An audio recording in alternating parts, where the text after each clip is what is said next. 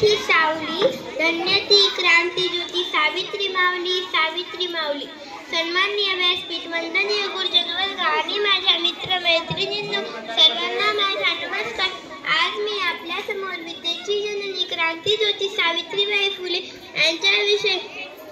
यांची यशोगाथा सांगण्यास उभी आहे. सावित्रीबाई फुले यांचा जन्म 3 जानेवारी 1831 रोजी सातारा जिल्ह्यातील नायगाव येथे झाला.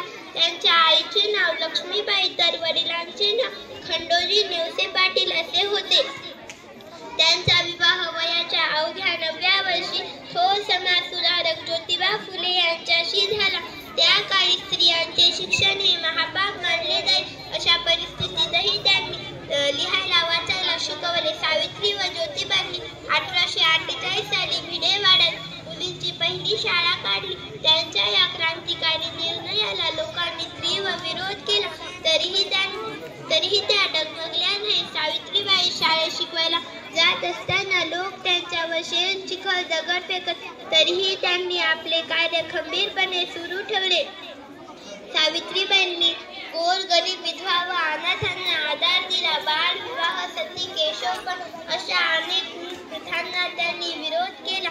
त्यांनी स्त्रियांना साक्षर व्हा, निर्धर व्हा असा संदेश दिला. त्यांनी समाजातील वाईट रूढी परंपरांना विरोध केला. त्यांनी काव्य फुले बाबांकशी सुबोध रत्नाकर सारखे काव्य संग्रह लिहून समाजात जागृत करण्याचे काम केले. 10 मार्च 1897 रोजी सावित्रीबाईंची प्राणज्योत माळवली.